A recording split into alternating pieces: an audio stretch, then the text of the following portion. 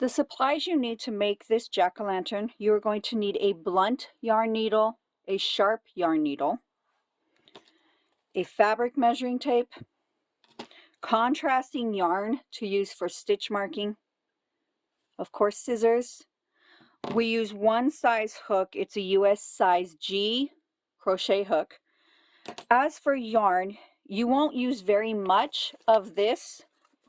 It's just literally for the stem, but you will need, I used medium time medium time of Red Heart Super Saver. Grab a color of your choice, but if you want it to look just like mine, this is the color I used. Then you need one skein of, I used pale yellow. Again, it's a Red Heart Super Saver yarn. You just really want to make sure that you have a soft yellow color for the interior of your jack-o'-lantern. Now, side note, you are going to use up pretty much the entire skein, and if your gauge is different than mine, you may want to just be on the safe side, get a second skein. It took almost two whole skeins. This is what is left of my second skein, so just to give you an idea. So I would start with definitely two whole skeins. I used, it's called pumpkin. I mean, that's fitting, right? This is again Red Heart Super Saver. Now, a trick that I've learned from other designers and people that make items is you want to find these like lot numbers or die numbers, and you want them to match, because even though I'm getting pumpkin, if those lot numbers do not exactly match, like this says 0254, then they actually can be slightly off, not the exact same, and when you're crocheting it, it can be noticeable in your final project. All right, the other things used is an entire bag, though I did not use the whole bag, but use most of it, of this polyfill. So this is a 16-ounce bag that I purchased. And then you'll need one of these. These are LED tea lights. I just bought it at Walmart. I came with a great big thing, but all you need is just one of these to fit inside your jack-o'-lantern. They run off of these smaller type of batteries. There is a part where we're going to do kind of a partial blocking, and so blocking mats, and if you don't have these, no problem, just a folded up towel is fine. And then you want your T-pins. One other optional supply are some binder clips, and that's when we start to sew the inner piece to the outer shell, and it really just helps hold things in place. If you do not have these little binder clips, anything that can clasp would be a good idea. Okay. All right, so we will be doing the video tutorial on how to make the jack-o'-lantern's top in this to get us all started. There will be times where I'm going to use, obviously, not a pumpkin color, but I want to show you the concepts, and this shows up so well, and we'll be using a much bigger hook. So please keep that in mind. When you see the blue and any non-color pumpkin colors and the bigger hook, this is just for teaching purposes. I'm referencing what you're doing. Alrighty, we are starting out immediately with an adjustable loop. If you've never made an adjustable loop, here is the easiest way I've found to do that. The hand you use to hold your yarn, hold towards you, palm up. Take the yarn, wrap it around the middle and ring fingers once, twice, okay? So you actually look like you have 3 loops over. So now hold down with your pinky. These are the loops you work in. This loop in the back is your working yarn. Bring it up and over the index finger. So here's our setup. Take your hook, go underneath these 2 loops. Grab your working yarn, yarn over, pull through. All we've done now is anchored our yarn. This is not a stitch. All right, so in this pattern, we start out with 5 single crochets. Go under both loops, yarn over, pull out, grab your yarn, and just work your single crochet like normal. So there was 1, 2. You always come underneath both loops. 3. You can adjust this to keep working, because I've just found working here between the 2 fingers helps the hook.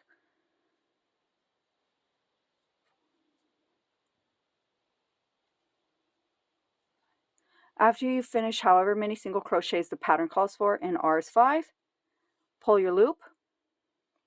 When you take this off your fingers, this end tail and these 2 loops are where we're coming to, and that first loop is what you're going to grab. Don't pull quickly. You want to just test this out first with a little bit, but you are having the correct one if the other loop shrinks, not your end tail. So you pull this whole thing in. You now do not have a circle. Now grab your end tail, pull on that. Ta-da! Alrighty, so in this pattern we will slip stitch to join. So you just come back to your first stitch, both loops of your stitch, yarn over, pull it through, just like that. Here I'm demonstrating what rounds 10 through 12 look like. Right here, this is the end of round 10. I have my stitch marker right there in the first stitch, and you slip stitch to join. But round 11, you are slip stitching around. So, and do so loosely, which just means that you can do this and the loops don't change their size. So do not pull here. That way your loops do not get, your stitches, sorry, do not get pulled tight. All right, so that's my third slip stitch, counting the 1 to slip stitch to join. And as you can see, slip stitches lay on the side. As you can see, slip stitches lay on the side. All right, so this contrast color is just so I can fully demonstrate all of this. Looking here, these are the stitches from round 10. Your round 11 slip stitches will lay right here on the edge of them. Go ahead, come back, and I want you to move your stitch marker, and this time, no matter what, come from the top of it and grab this bottom and pull it out, because what I really want this stitch marker to do for you is to highlight the first stitch of round 10. So now your stitch marker is on both sides of that first stitch. I will see you when we get back up here after. Okay, here we are. We've done slip stitches all the way around, as you can see. Now at the beginning of round 12, it tells you that we are working in the back loop only of the stitch from round 10. So that's why you want this stitch marker highlighting right there. When this is all the same color, so like I was saying, when your slip stitches are the exact same color and you need to find the first stitch of round 10, having your stitch marker right there really helps you to just highlight the very stitch that you need. Just makes it very, very simple. What you are going to do is you are going to chain 1. I will do that.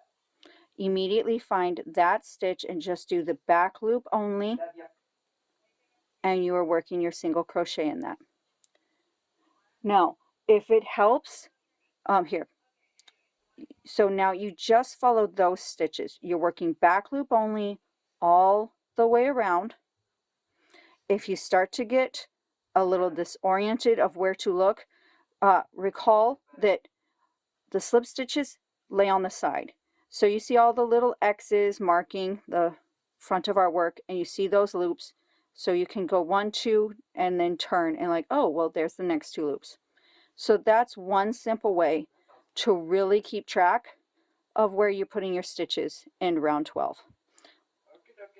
And don't forget to move your stitch marker. Okay, so if this helps to watch it in contrast, we're going to go back to the main color, which in this is blue.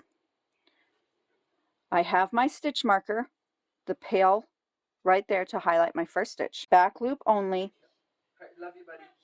and just work your single crochets. Hello. Just like that. My chin hated me. Alright guys, here we are at the very end of row 14. So we've done another set of where you slip stitch around and then you work in the stitches of a prior row. Now, when you get here, and we're now working, like I said, row 14, as you can see, this stitch here is a slip stitch from that area. Here is our chain 1. Here's our first stitch of row 14. But I need to make my last stitch, and in this spot, getting to that last stitch of row 12 is actually really buried, very difficult to get to.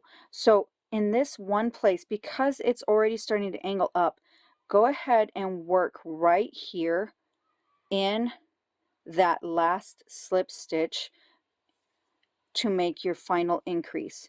Everything still comes out beautifully lined up. You slip stitch to join, and row 14 is finished. So when you're ready to switch from the stem color to the outer pumpkin color, what you want to do is to make this actually nice and seamless to where you don't have any green spot. What you're going to do is do not finish the last single crochet all green. So that is a trick when you are switching colors. Start, right? You start your single crochet, but now switch and finish up the single crochet. So as you can tell, the actual stitch itself will still all be green, but now you've got your outer rim color. And you're immediately going to start working in front loop only. And these are continuous rounds. So right here, front loop only just means that first part of the stitch. Yeah, I do crochet over the yarn tails, at least the first 3 stitches, to really help anchor this, and your stitch count or your stitches remain even looking. All right, let's get one more out of the way. All right, but that switching your yarn color like that creates such a seamless change. You don't have orange with green on top. Now it's time to stuff your stem, and then you're going to be attaching the outer part of the topper to the interior part of the topper. So to demonstrate, I will be using these little swatches. Obviously you'll have a stem to stuff, but not on this one. What I wanted to demonstrate here was the whole concept of slip stitching these together to seal them up.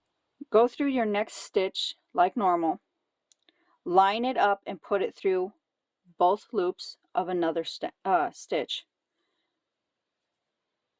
You still want to do this loosely, simply so that you don't get a puckered look,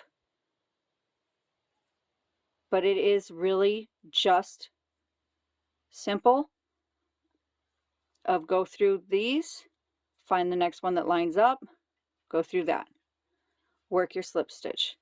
After you have gone so far around, that's when you'll want to stuff it. Now on the bigger one, the actual size, I would stop where you have about this much, just a little bit less than half. That way you can really shape this.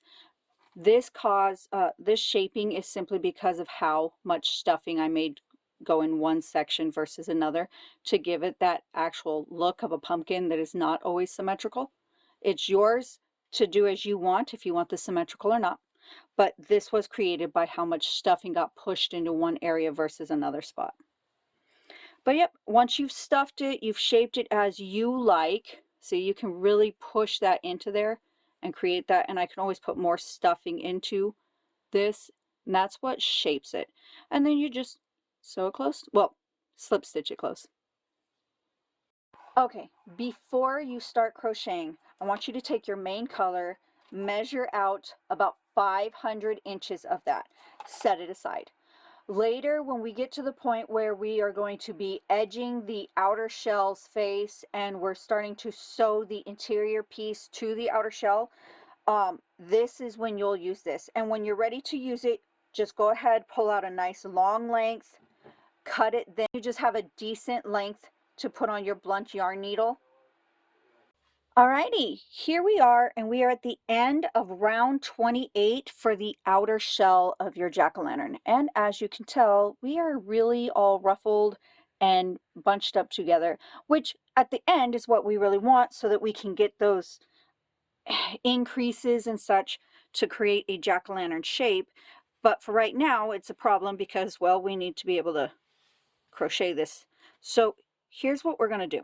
It's going to be a partial block. So start here at the center and get it pinned down.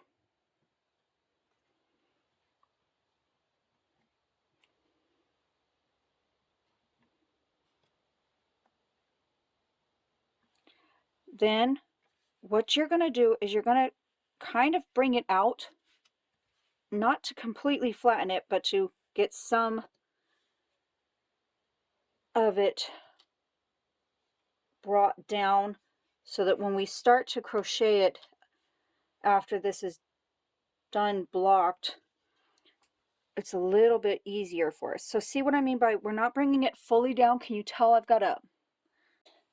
So we still have some ridges in it and such. Definitely will have it more of a large circle instead of a big ol' stuck in on itself mess. And the best way to do this is to just kind of keep adjusting it. You know, find those spots that are really big and try to bring them, there we go, kind of evenly brought down to where you have a few bigger, evenly brought to where you have a few spots raised up, but they're not massive. This will help you have much more of a realistic looking jack-o'-lantern.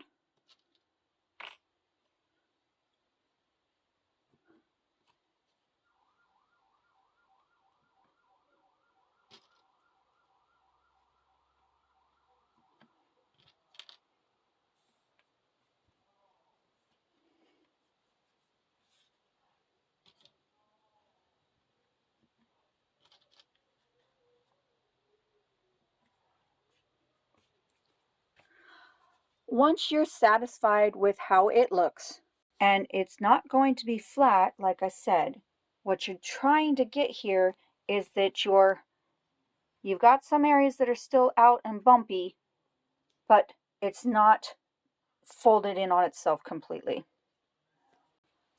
As I was saying though, this is what I'm going to call a partial block because I have not submersed this in cold water and then never wring, but squeezing it out. Instead, I'm just going to get a squirt bottle. I'm going to mist just enough that the fibers get wet.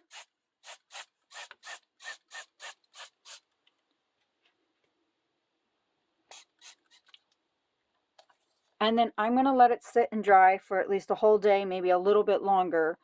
And then once it's dry again and you're crocheting, this helps kind of hold its shape that way. And when we start to crochet and build up this outer shell, it really helps a lot. Now, quick note, if this is not dry enough yet and you are now ready, like you finished your entire interior, it's time to get back to this. I cheated when I needed mine done. I went and grabbed my hairdryer and just set it on cool. And I did that for so many minutes and it was just fine. So Don't stress if you want to make this in time for Halloween and it is not ready. Go grab your hairdryer. Here I want to demonstrate the interior where we are going to set your flameless candle. Now, as you will see, it's not a completely snug fit. I found with such a large jack-o'-lantern reaching into and trying to put this in snugly, not such a good idea. But it does still hold it in one location, so it's not falling it out if you're moving your jack-o'-lantern. But how do we make this nice little cozy spot for it to sit is what I want to demonstrate right now. To start with, again, I'm going to demonstrate with different swatches that have lots of colors, and we'll be using a larger hook so you can see the stitches better. I'm going to pick up right here. We're in round 6, and you are doing single crochet front loop onlys. And so as you can see, there's your stitch, front loop only again, just like that. But in round 6, that is all we needed to do, was just to get front loop only. This starts to cause that bend that we're looking for. Just like that. Now, when you are going to start round 7, we slip stitch to join. You will not be changing colors, so don't stress on this whole part. I'm changing colors simply again to help demonstrate what this will look like. Okay. But round 7, you've slip stitched to join, you've finished round 6. Turn your work. You're going to do slip stitches all the way around. And again, you do want these to be loose slip stitches.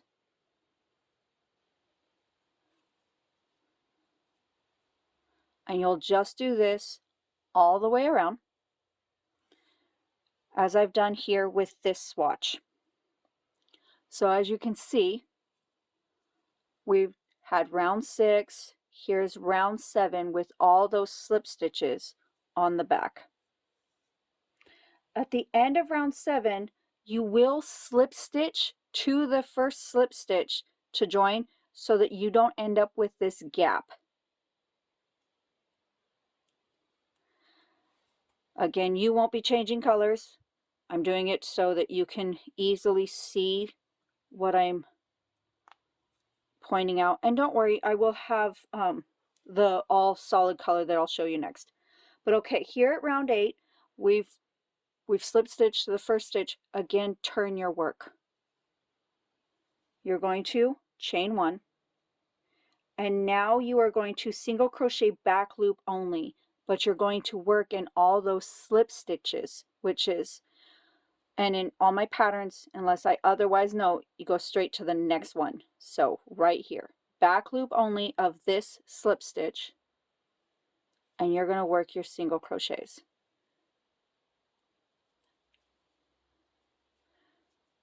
So again, make sure you're working in the slip stitches and you're working your single crochets. You will do that all the way around. It's going to look like this. So we now have created this unique, like almost yo-yo looking thing. Now I'm curious if I can make a yo-yo. Okay. And what you will do here to finish up the round 8, you do slip stitch to join.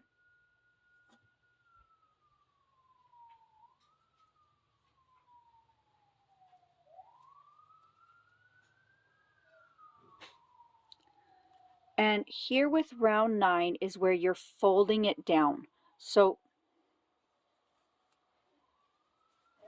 you fold down just like that. And I know that this is a mass of colors, but one moment. What I want you to see is when you fold it down, you're going to go in the back loop only of round 8, and those open loops created when you first did round 6. So now you are working through 2 loops, but of 2 different rows. and you are slip stitching to connect these. So again, back loop only of round 8, grab that open loop right there, complete your slip stitch. This one again you would do all the way around as I have shown here. So slip stitch to fold that all down together, and you have that nice hollow spot. And what you do at the end of row 9 is you're going to again slip stitch to join in the first slip stitch so that you don't get any weird gaps.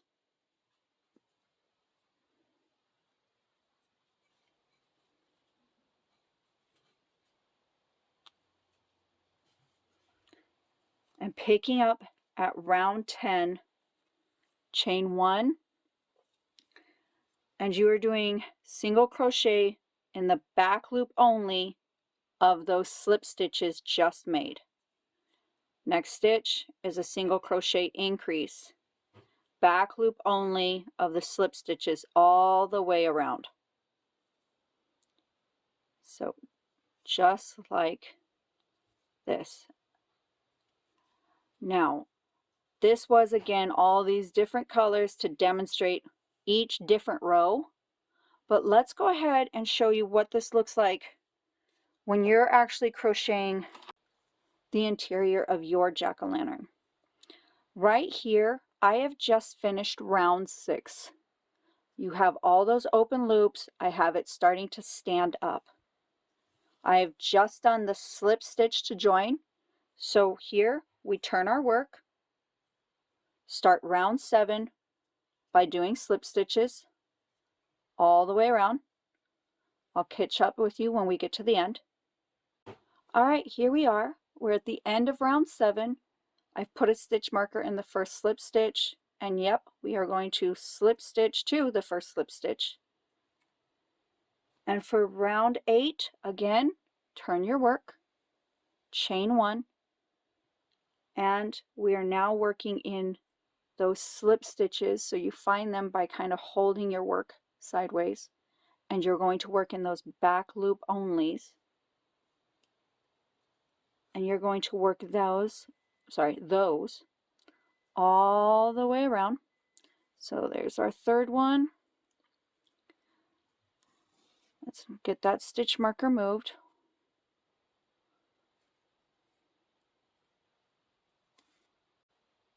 Make sure you are keeping count, because when you are turning your work, these gaps start to kind of mess with you. To get 36 single crochet back loop only, you will be working right there in this like connection area, but that way you still have the correct stitch count. There's 36, and you're going to slip stitch to join. We're now at round 9. So here you can see where we don't have the exact yo-yo shape, because this was bigger hook, smaller stitch count, but you do have like this little bit of a difference, but you can still see where it's going to fold down. And that's what you want to do, is you want to fold this down on top of itself.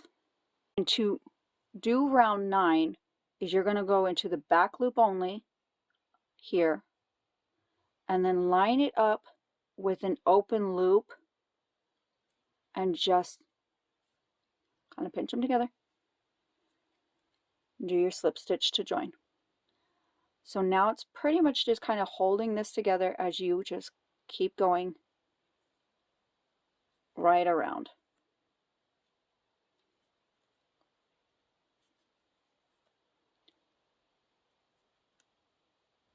Oh, don't forget your stitch marker. So 1, 2, 3, 4.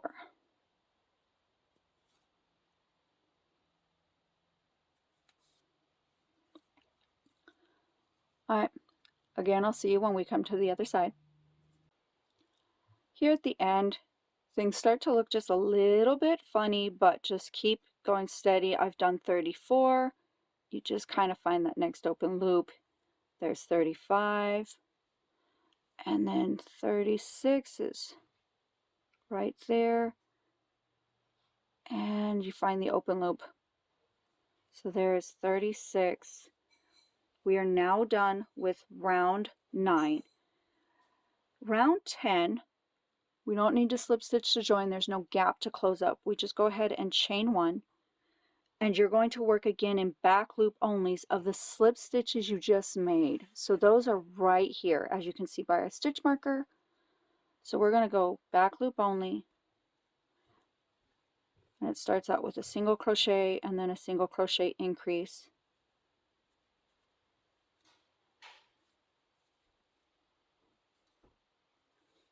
Move our stitch marker.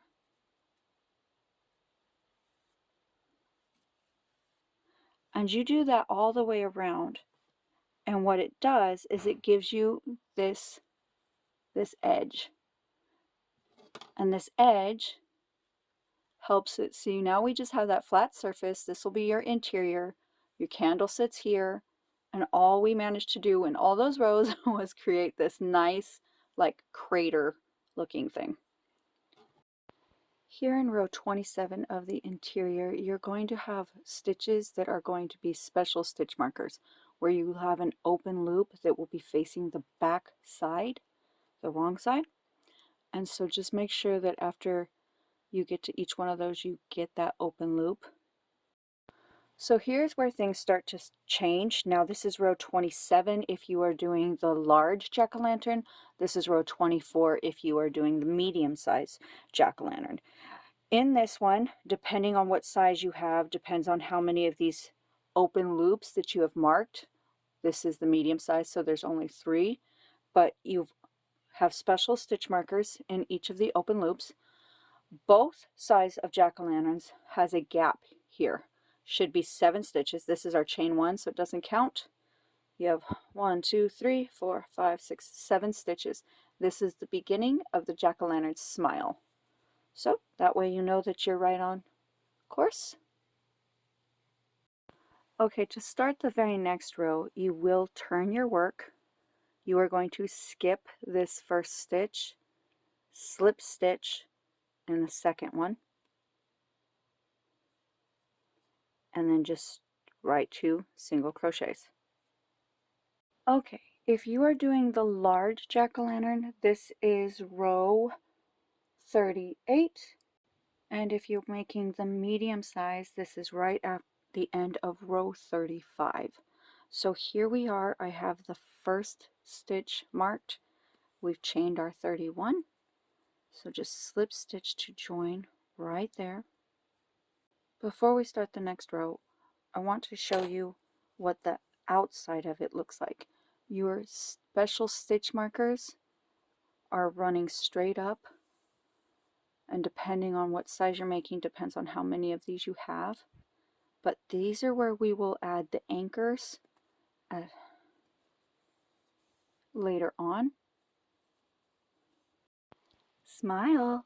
Alrighty, so we have shaped the mouth, and as you can see, we have just finished off, and we had a special stitch marker A that we just put in here. So what you're going to do now is you're actually going to attach the yarn right here, and we're going to start our brand new row.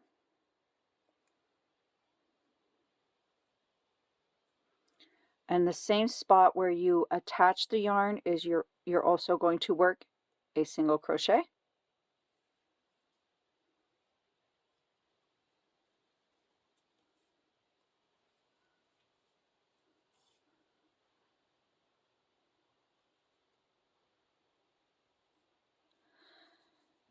So just like with the mouth, we were crocheting from one end all the way around to a point, turn around and go back, and that's how we create our gap. This is how you're going to create the gap for your nose. So let's just keep at it. Right here, what I want to show you is where you did that slip stitch, and so we've just placed our stitch right there, but if you'll notice, that slip stitch anchors down to right here where your stitch marker is. That helps you know to skip this spot. It looks like, oh, maybe I should put another stitch there, but that is our little giveaway, that it technically is still this stitch, if that helps at all. So you will be placing the next stitch next to it. And we have just finished the nose gap. And so if you're doing the large jack-o'-lantern, this is the end of round 44. If you're doing the medium size, this is the end of round 41. And what you're doing here is you're going to chain your 1 and you're going to turn your work,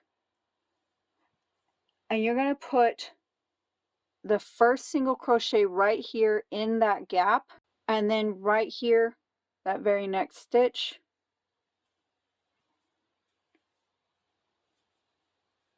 and you'll want to make sure that you get that first stitch with a new stitch marker. I'm going to take a moment just really quick. And so here we've been having, this was our stitch marker, and we started the gaps of the mouth.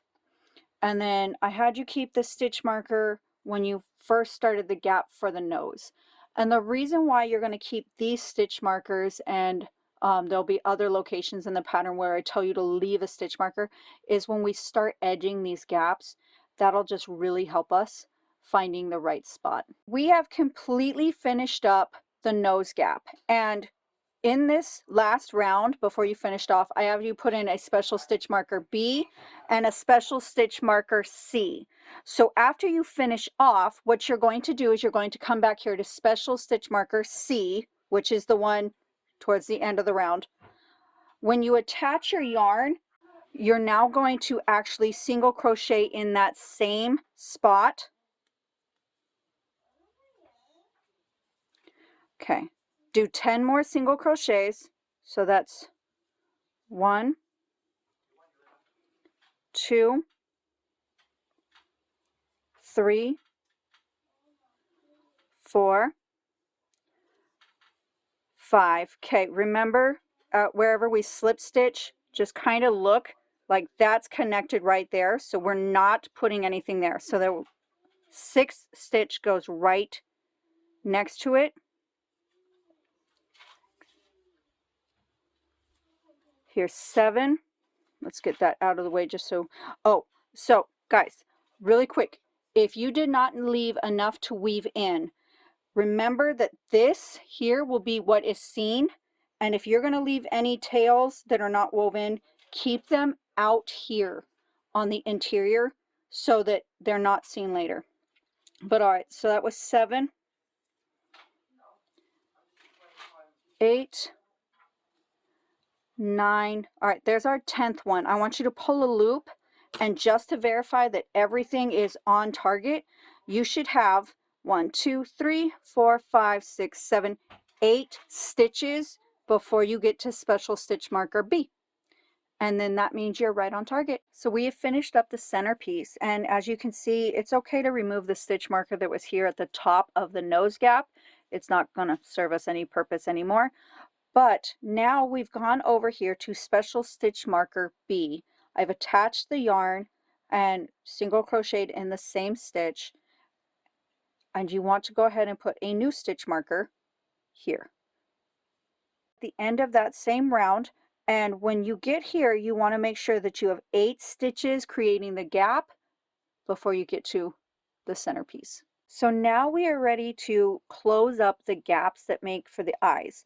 We've chained 2, and what you're going to do is this centerpiece here, you're going to go ahead and come to this first stitch, work a single crochet increase,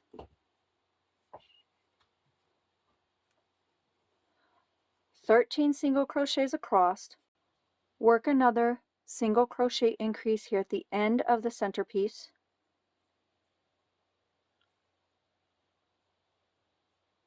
chain 2,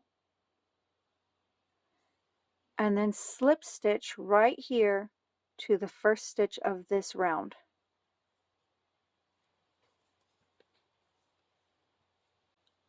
Now you're just going to chain 1 right here, in the next one is where you start this round.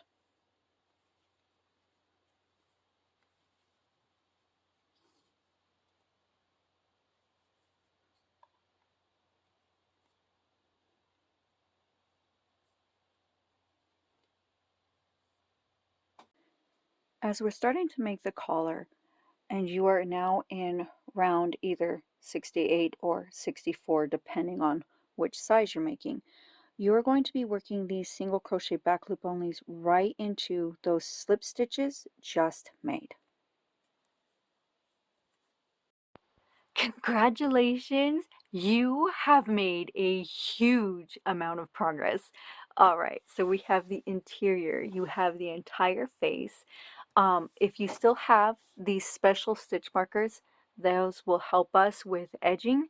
If they're gone, don't stress, right? On your back side is where you will have those special stitch markers that we put in all those open loops. If you're making the large jack-o'-lantern, of course you have more of those than just 3. But yeah, celebrate. You've just done a lot of work. Alright, so now you're ready to do the skirt. So those open loops created right here at the very base, just find one to start. And again, after you've attached your yarn, single crochet in the same stitch. And then you'll just single crochet around, one in every open loop. Alright, so now those side special stitch markers that have been all those open loops, what you're going to do is you're just going to go to one of them, attach the yarn in the very first open loop and single crochet in the same open loop. And now you're just going to work into each open loop making a single crochet.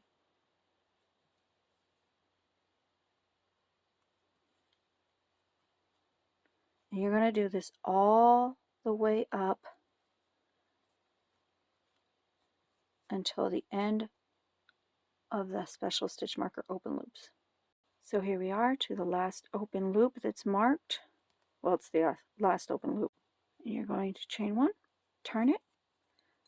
You can get rid of that special stitch marker now. We're just going to single crochet across. Now we're going to do the extensions. We're going to start here with the smile. Just start right here in the very top corner of the mouth. And after you attach the yarn, you're going to put a single crochet in the very same spot. Okay, so if you still have that stitch marker from when we started the mouth, that's going to help you know where the stitches end as you work down this side.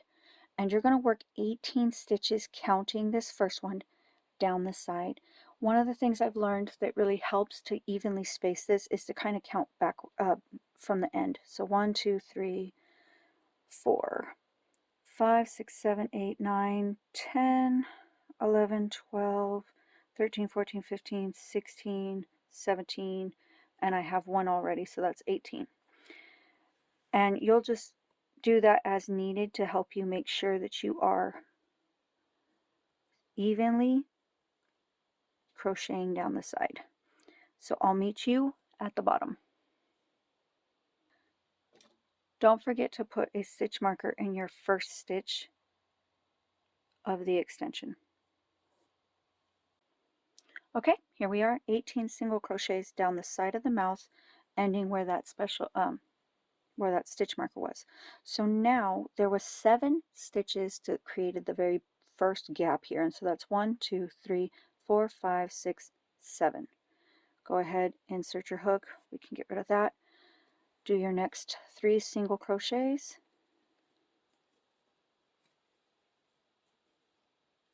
Single crochet increase. 3 single crochets.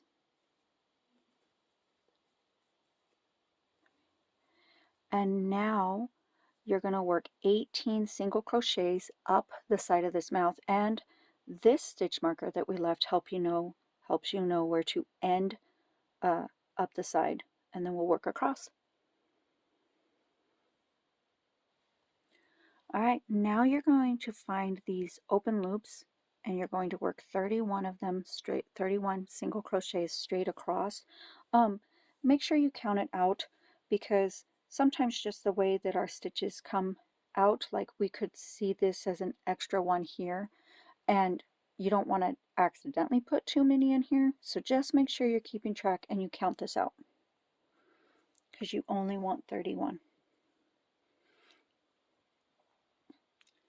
Okay, now that you've done your 31 straight across, you're going to just start working the very next row right here. We're working continuous rounds in this first stitch. So when you're ready to work the nose, you insert your hook right there where we had that special stitch marker still at. Same as with the mouth, you attached the yarn and single crochet in the exact same spot. Okay, on the last round of the nose extension, here we are, and we've done the first 6 slip stitches. Now what you're going to do is you're going to insert your hook and go behind the next 2 posts, yarn over, pull it through, finish the slip stitch. So right there you single crochet, or I'm sorry, right there you slip stitch together 2 posts. You're going to find the very next stitch and just work a slip stitch. So that's 1, 2, 3, 4, 5, 6, and again insert your hook, go behind 2 posts, yarn over, and finish the slip stitch. Finding the next stitch. That's 1, 2, 3, 4, 5,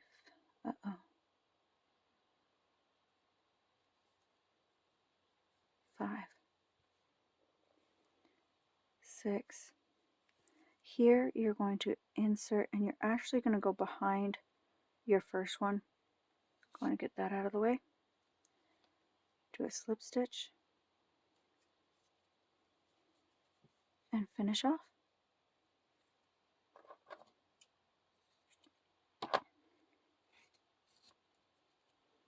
And that gives you a really nice triangle shape for your nose.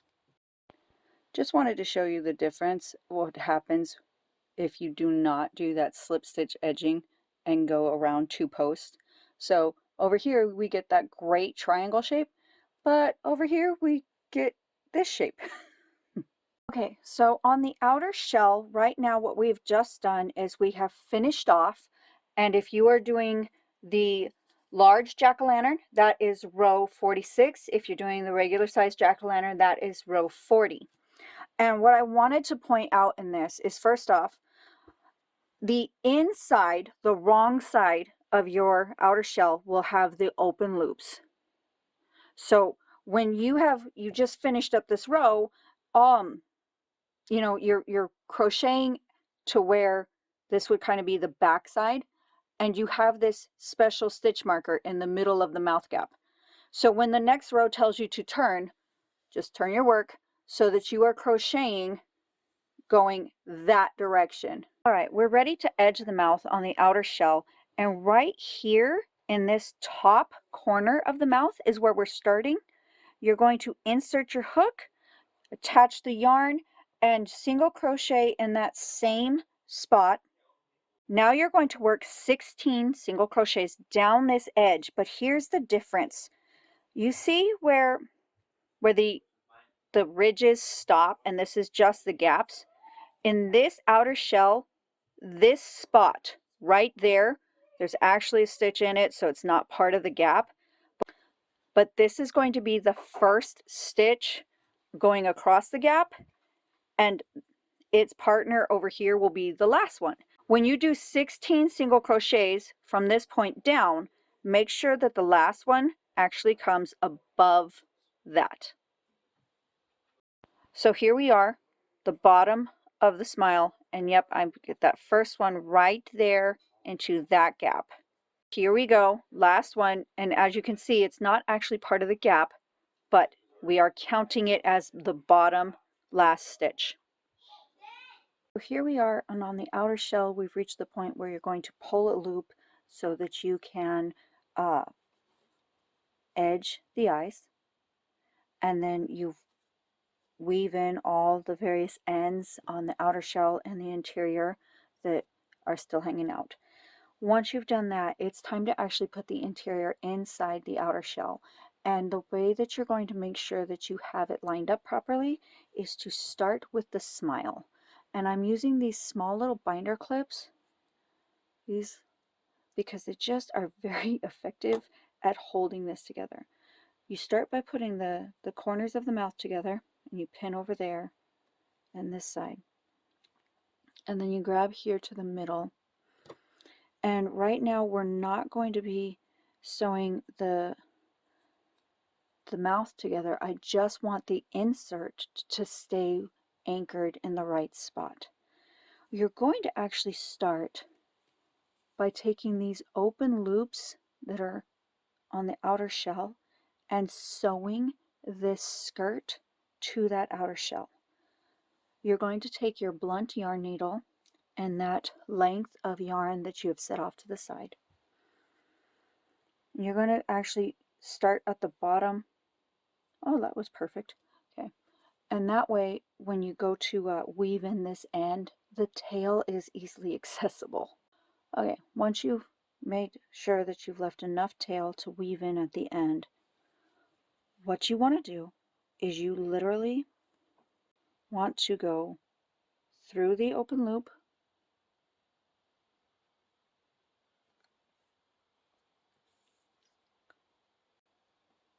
and through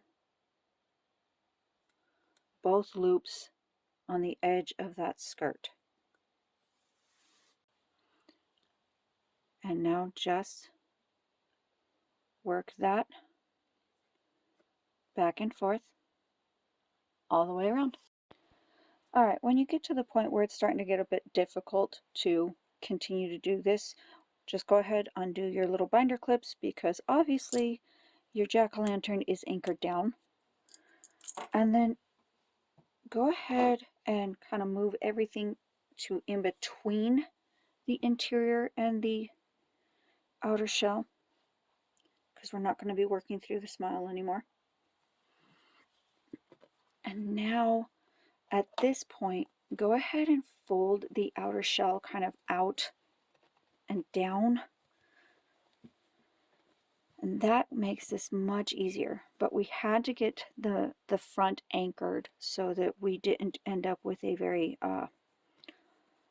not centered jack-o'-lantern.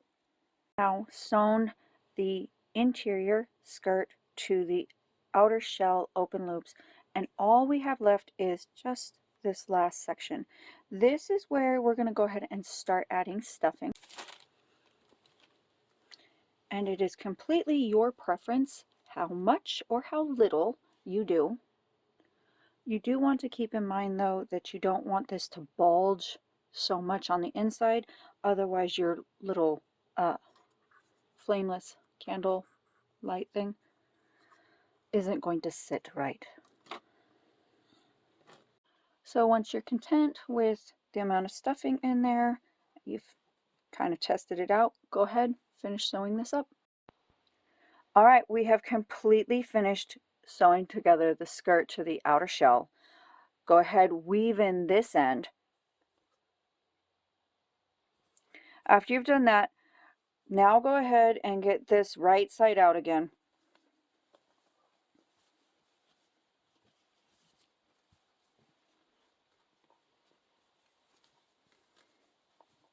Before we go any further, this tail from where we started to sew the skirt to the outer shell, let's get that taken care of. Okay, here at this point, it's time to start putting the face together. We don't want a Picasso, so easiest way to start with this is to get those outside corners of the smile. We are going to again use those wonderful little binder clips. If you don't have binder clips like clothespins, just something that will help hold.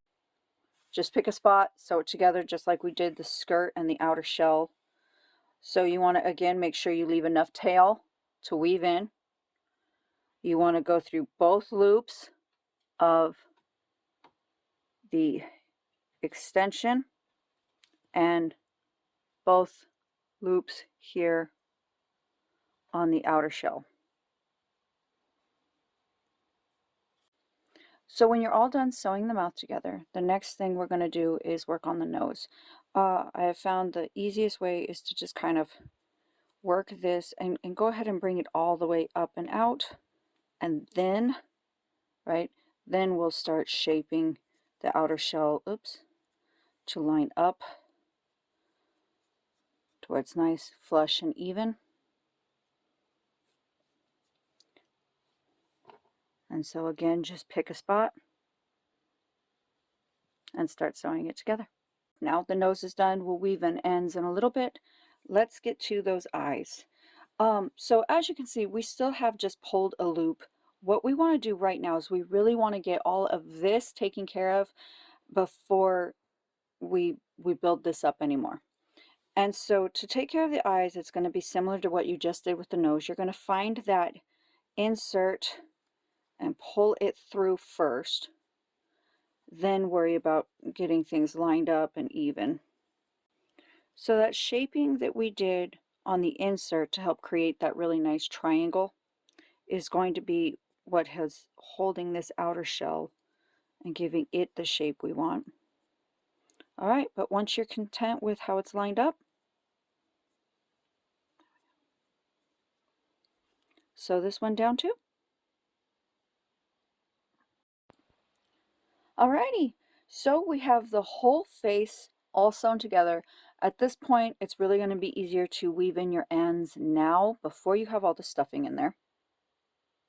We're going to start anchoring your fins to the outer shell. The whole purpose of these was to help make sure that your interior doesn't collapse on itself after you, or when you start putting in the stuffing. And you have to do mostly by feel. So you're going to put your blunt yarn needle, you're going to get through that fin and then come out the other side. And literally what we're going to do now is we're just going to work back and forth.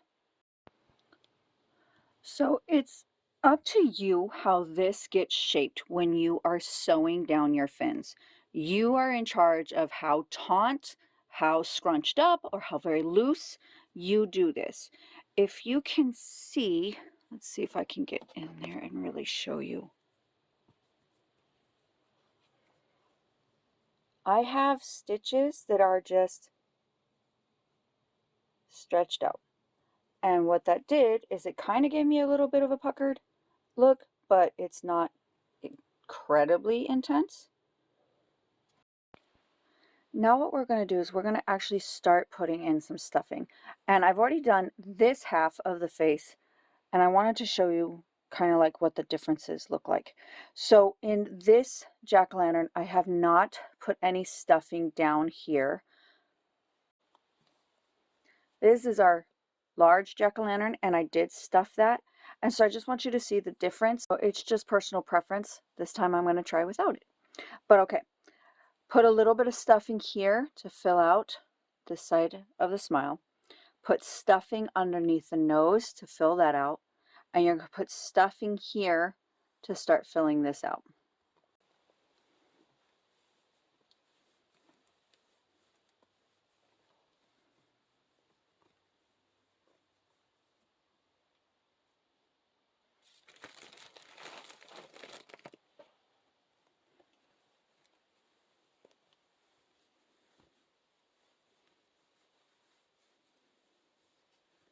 Now keep in mind, as you're stuffing, it affects all of it, so make sure you're paying attention and shaping it the way you want.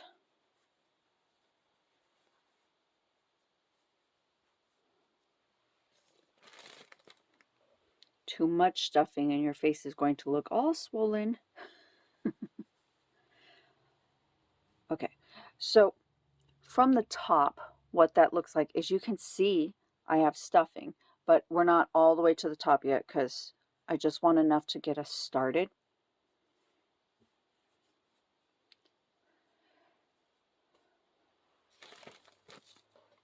And it doesn't have to look symmetrical.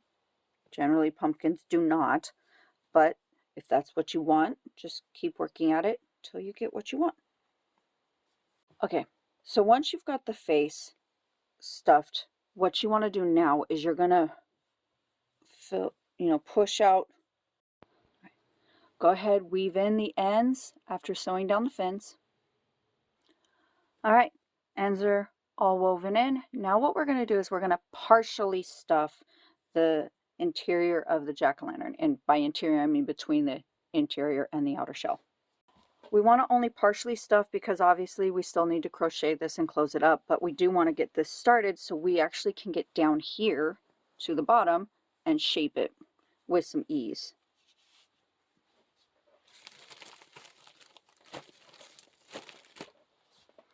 While you are doing this, keep your hand inside the interior so that you can kind of help hold that shape. I mean, you'll have to adjust again and again, but you want to make sure to come back and keep this to where it goes outwards and not caving in your interior.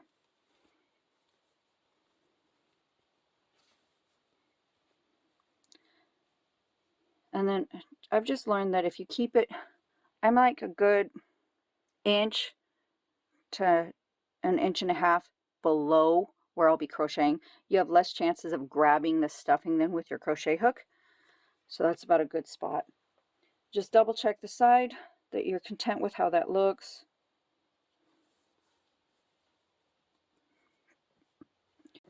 And those fins also serve a purpose of helping stuffing stay in one area. So later on, you don't end up with stuffing all on one side of your jack-o'-lantern. Which means, yeah, the kids are going to play with this. It's going to get knocked around, things like that. But again, you're still going to have pockets that are remaining full because all your stuffing is inside the pocket.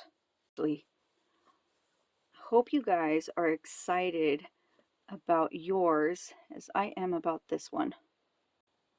Okay, we're going to get back to crocheting the outer shell. Everything is looking really good. So there comes a point where, yep, you're going to have to crochet with the stuffing close by. So here's a trick that I've learned. Just use your fingers to push between the stuffing and your crochet and just kind of keep your fingers there as a barrier. You have less chances then of grabbing those fibers and pulling them through. Okay, so something odd has come up, and it must have been when I connected everything down here and started stuffing. But as you can see, here is the front of the jack-o'-lantern and the gap of space I still have, and then this bigger gap over here in the back. If for some reason you find yourself with this same predicament, one solution that we can do is we're going to start doing short rows, and we can either choose to do single crochets or half double crochets. You don't want your stitches to have too much gap between them because of the stuffing, but let me show you what I'm talking about. You're going to go ahead and take some scraps of yarn to mark kind of where you want these rows, these short rows, to start and stop. So if you look at it, like I'm great until like this point over here, and then my gap starts to increase. So I'm going to put a stitch marker there. And my gap starts to increase pretty drastically, but I think we can kind of compensate. So we'll just put another stitch marker right there. So these are just going to help us know where we're working to. So I'm currently on round 67 of the regular size jack-o'-lantern. And I've just started, there's the first stitch marker. So here on round 67 is where I'm going to start working these additional short rows. And short rows simply mean that you're not going to go from starting point to finish point. And all right, so we started the first short row. Make sure that you are moving that stitch marker. All right, I'm going to keep with single crochets. I want everything to still look uniform. I'll catch up with you here at the other stitch marker.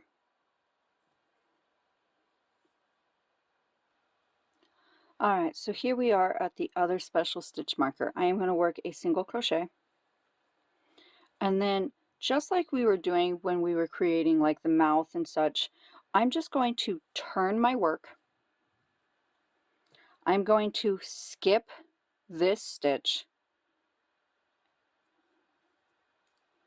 and I'm going to work a slip stitch, then a single crochet. Now the reason why you do that whole process is we're trying to create this to be as like smooth of a transition as possible. Okay, and I am going to leave this stitch marker right here because when we come back to finish the actual round of 67, I'm going to put a stitch right there. So now you're just going to work all the way back to the first special stitch marker. I'll meet you there.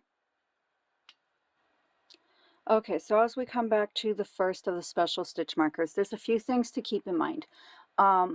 If you have a misshapen gap like I do, there's no guarantee that it's going to be the same distance, so it doesn't matter the stitch count right now. So we're going to look at concepts.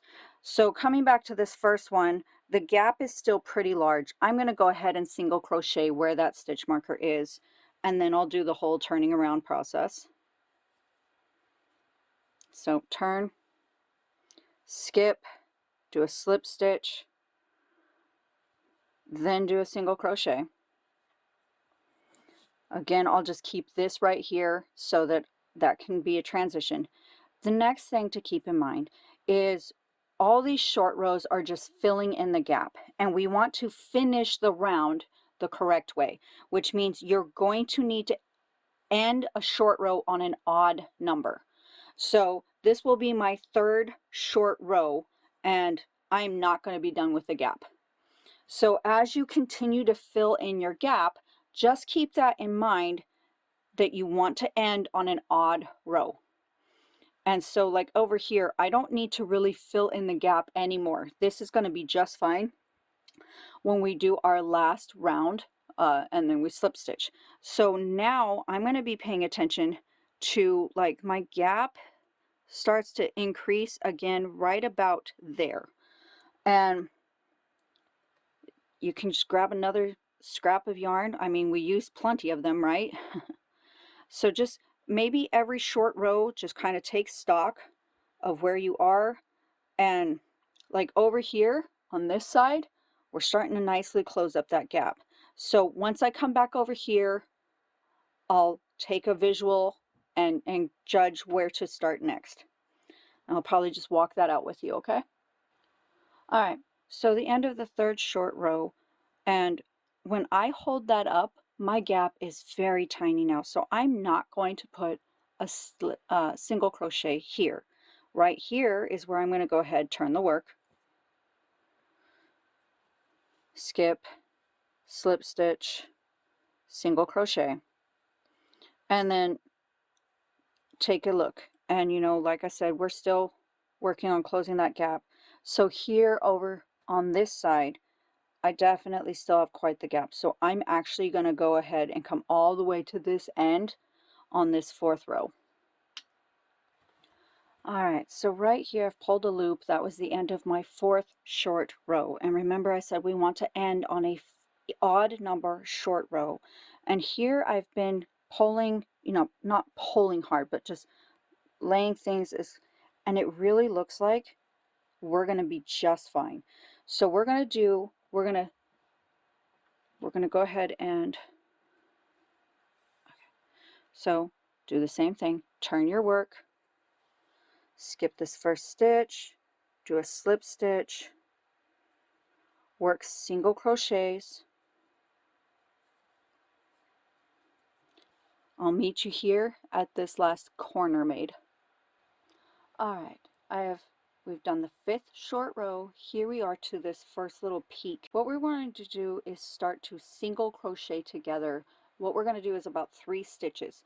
We're going to put in right here before our special stitch marker, here in this thick peaky part, and right here where that slip stitch had been. So start your single crochet but leave your loop on there. Insert your hook, yarn over, insert your hook into the next spot, yarn over, and then yarn over and pull through all 4 loops. So that was single crocheting 3 together. Now we're just going to work a regular slip stitch right here in this stitch. You can get rid of your special stitch marker. Let's work to the next one.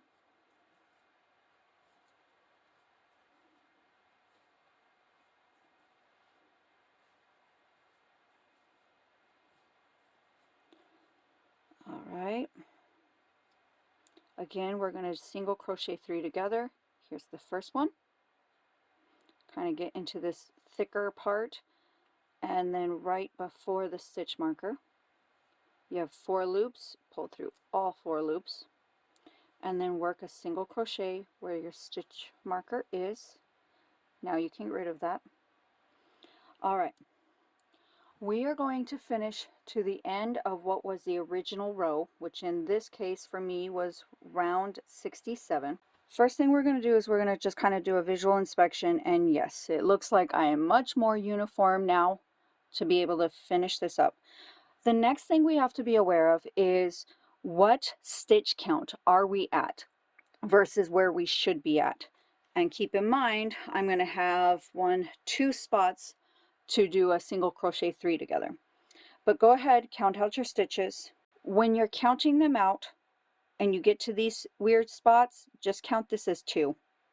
So, 14. And then jump up right there. 50.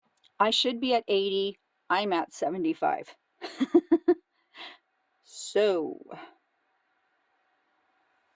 what we are going to do is we're going to get past these 2 peak rounds. Then we'll just stop, we'll count out how many stitches, and go from there. So here we are in what would be my original round 68. I'm right up next to that pink, and what I think I'm actually going to do, since how I'm a few stitches short, is I'm going to start the single crochet here, and then I'm going to single crochet, just decrease twice right into that spot. Then I'll do a single crochet leading up to my next little peak area, and I'm going to do a regular single crochet, and now I'll do a single crochet 2 together to take care of this peak spot. Basically what you are doing is just visually looking at it and making a decision of what you think would look best in that spot. Alright, do a single crochet to get us anchored, pull your loop, and again, this is where you need to stop and take a stitch count, because you need to be on track so we can finish this up properly. Now, if you are ahead, you would determine how many stitches you're ahead, so you know how many decreases you need to make. So if you're 4 stitches ahead of count, you would need to make 4 decreases, and I would just suggest evenly spacing them out. Keeping in mind though, this stitch marker is where your row ends. I'm still behind 5 stitches, so I'm going to need to do 5 increases, and we've already gone past here. So I'm just going to kind of visually pick like 1, 2, 3, 4, 5. That'll work. You can use stitch markers if it helps. You can count it out, whatever works best for you. At this point, I just want visual.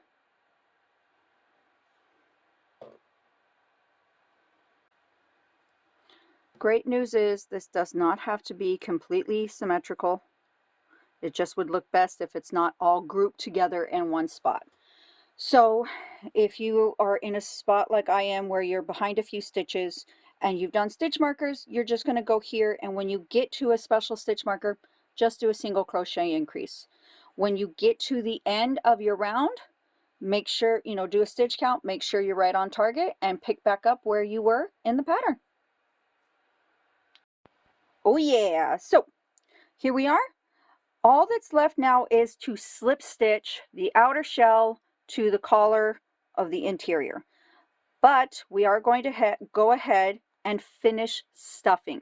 And this is where it gets a little bit more fun, because now you can really do any further shaping that you want to do. And because I had to do those short rows to fix this, and I don't want it to look like a collar coming up, I'm going to see if I can just add a whole bunch more stuffing and fill it out and make it kind of back to being round. As you're stuffing, a few things to keep in mind. You don't want your interior to be all caved in.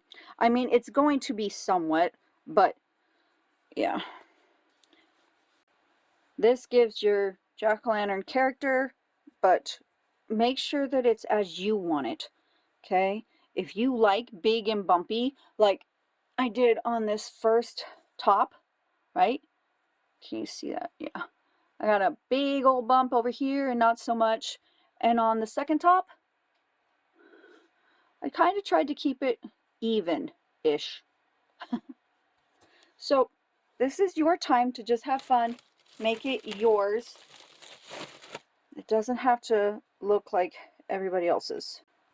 But once you are content with how it looks, close it up. We're going to slip stitch it together. All right, so you're going to go through both loops of the outer shell, come across, straight across, and just find a stitch and go through both loops of your interior, and then you are going to work slip stitches all the way around. And you, my friends, are done with that particular crocheting adventure. You did great. All right, finish it off.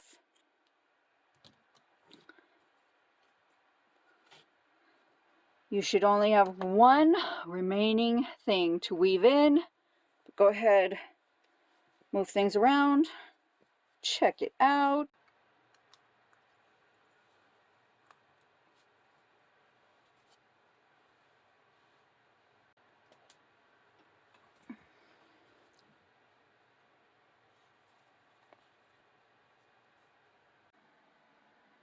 Ta-da! Let's say at the very end, your topper is just not sitting very well on top of your jack-o'-lantern. It is too poofy. Something you can do is go ahead, use the pale yellow yarn. You want to go ahead, insert it. You're using the blunt yarn needle. Try to get this coming up at the beginning as close to that stem as you can. Keep enough of a tail that you'll be able to weave it in later. And you only want to go one stitch over, because we do not want that yellow really poking through and being seen. It doesn't matter right now where it comes out at the bottom. Right now what we're doing is we're just helping to start getting it cinched down. By you pulling, you are helping to minimize this. Again, we're coming up very close to the stem. Just go one stitch over, come back down.